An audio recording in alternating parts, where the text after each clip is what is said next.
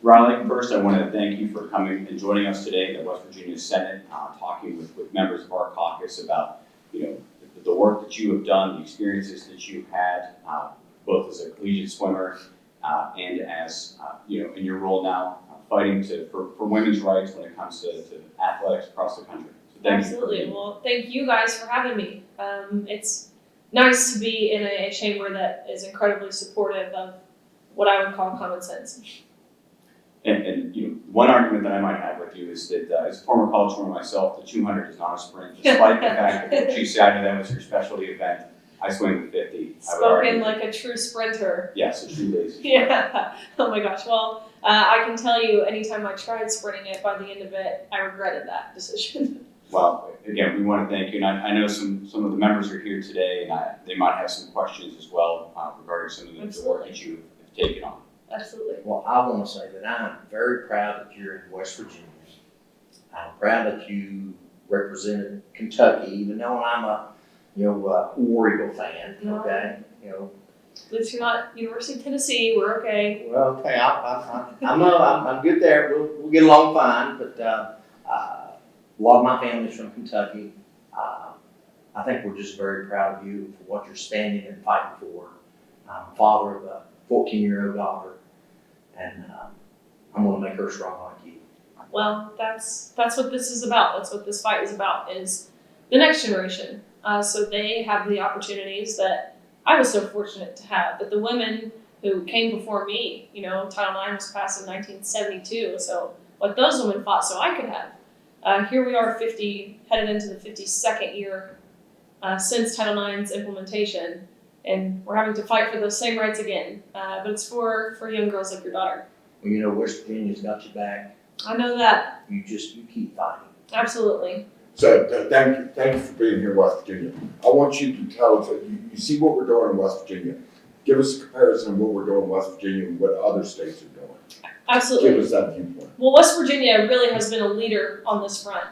If you're looking at specifically the Protection of Women and Girls in Sports Act, back in 2021, you guys were really ahead of the curve. Again, I imagine this is a bill that no one would have thought necessary until the consequences had already been had and women were already losing out. In West Virginia, they had a case make it all the way up to the Supreme Court, where ultimately it was decided it wouldn't be heard yet. But really, West Virginia has been a leader on that front. But what we're trying to do in West Virginia now is pass a piece of legislation, a bill called the Women's Bill of Rights. Again, it's crazy. This has to be done. I never would have imagined we have to define and codify the word woman in law. But we've reached a point where that is necessary and, quite honestly, urgent that we do such. And so that's what this bill is. Governor Justice has signed on and pledged and said, if this bill gets to his desk, he will sign it. And like I said, it's just a law that codifies that word: woman, man, male, female, girl, boy, mother, father. It matters, and it gives longevity to bills like the Save Women's Sports bill. It's great, but how great really is it if we can't agree on a definition of woman? That's what the Women's Bill of Rights does. But of course, a lot larger than just saving women's sports. In West Virginia alone, there are 120 state statutes that use the word woman or female. And what we've seen across the country, is unelected bureaucrats and officials go through the back door and reinterpret this word woman or these other sex-based definitions to mean what they want it to mean, which has ultimately had adverse effects on women. And so that's what we're here in West Virginia to do. 4 states have already passed it: Tennessee and Kansas, Oklahoma and Nebraska, those 2 being done by an executive order by Governor Stitt and Governor Pillen.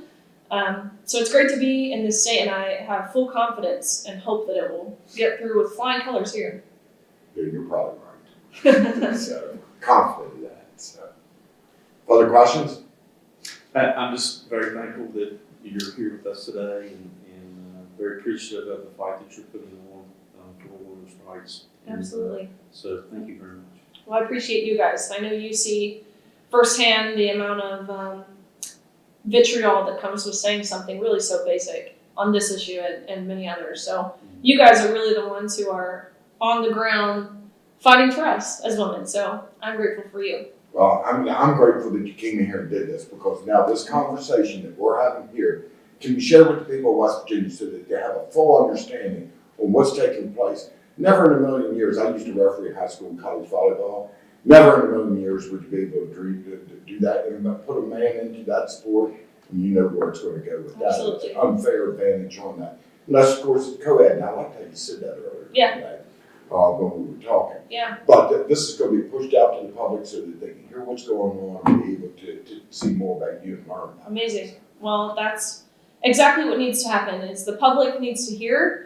The people of West Virginia and really people across the nation need to find their voice and use their voice. And so this is an issue that the majority of people are on our side, not just the majority of Republicans, but the majority of the public agrees that men and women are different and we deserve to be celebrated and honored based on those differences.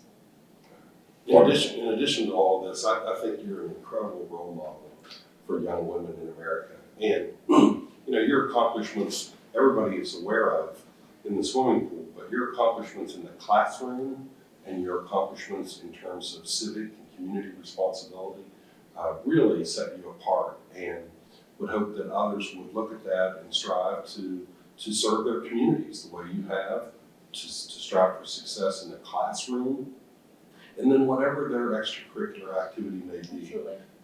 And that's what I think is so impressive about what you've done, and the adversity that you overcame.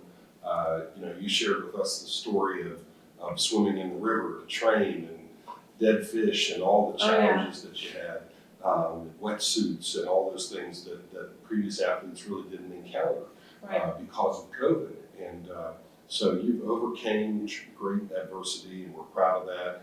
We're proud to stand with you, and just really excited that our West Virginia young women will see that we as a state Senate, we're drawing a line in the sand, and we're on your side. Well, I'll just add very briefly, today is, I believe, Farmers Day here in West Virginia, and there's a very large group of FFA kids involved in local high schools.